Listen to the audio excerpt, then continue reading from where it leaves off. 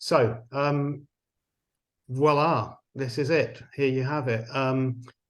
I have always, the figure has been central in my work for, well, decades, but in recent years, I've moved to viewing the work I produce as some sort of negotiation, really, using both figurative and abstract elements to reference all the different figurative conventions that kind of excite me out in the world, whether it's within medieval Europe or certain Asian traditions, but then pushing those source materials back, not at a conscious level, they kind of just come out into the work, the idea of the gaze coming out of the work, and layering meaning so that nothing really comes into land. There's more than one reading, and the both figure and ground kind of have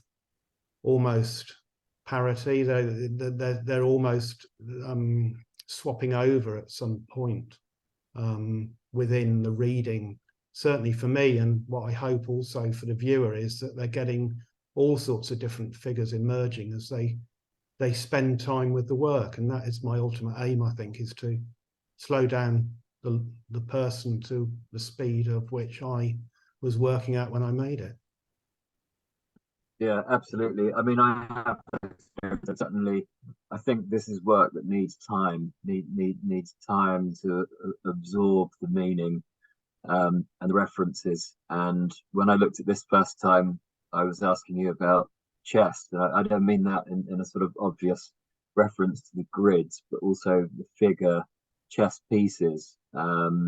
Is that relevant, or is it more subconsciously? It's tangentially, because I love playing chess, but I'm pretty certain that chess never once entered my mind here. I'm very interested in frontality in art, and when I was a child, the Graham Sutherland tapestry in Coventry Cathedral with Christ in Glory in the Tetramorph, where he is looking out like that, and the sort of Vesalius type figure here, you know, the star figure could be Saint who was crucified in the cross, St. Matthew or Andrew.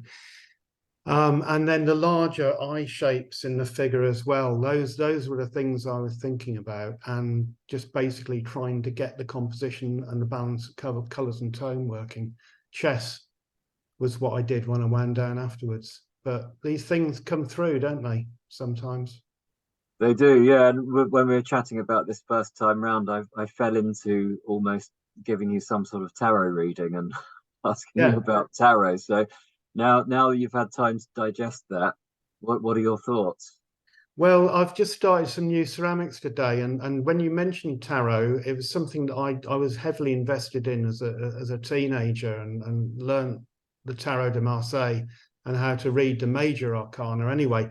But I'm kind of anti, it's funny, I'm fascinated by religion, I'm fascinated by the metaphysical, but I'm also deeply suspicious of it, and I'm not religious or particularly into the woo-woo side of mysticism. But I love those sort of what happens in the images in that territory. So in a nutshell, yes, I'm going to do something with this, with the tarot, but it may well be in 3 dimensions. Yeah, I think they're psychological pieces, I think, and it seems to me that you're offering something up to the viewer, and then we can go wherever we want to go with it. There's a sort of, I feel like you're inviting us to interpret. I mean, there's a Rorschach element to it as well, isn't there, rather? Yeah, I must say it's not a willful obfuscation. It's not that I'm trying to trick somebody or just not come into land because I don't know what to paint. It's more about acknowledging that everything is layered now, and there can't be a single reading of things. It used to be possible that a painting had one definitive subject, you know, and we knew what the artist's intent was. But I think now there are so many different layers, and when one puts a figure down, the figure immediately adopts different personas for different people depending on what they bring to it. I think that's inevitable now. And because do you know what's going to go into the pieces when you start? Is there a plan when you start these pieces? there was a definite plan, a very, very concise plan, and this was to do with George Eliot's hands, but they have been completely, well, they were mirrored, but the painting is not about George Eliot's hands anymore. And this horse and rider type thing emerged as I developed the painting. So I kind of let that in. I let that sort of thing happen. It starts with a very clear idea, but then I let it lead me on to, I just try and get the painting to work, but it quite often leads me to some other content that I could never have invented in the first place. Mm, yeah. And materials wise, is this oil?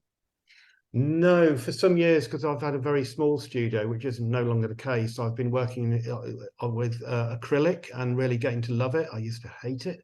This is acrylic on aluminium, and the other work is acrylic on gessoed card. And I've been working particularly small.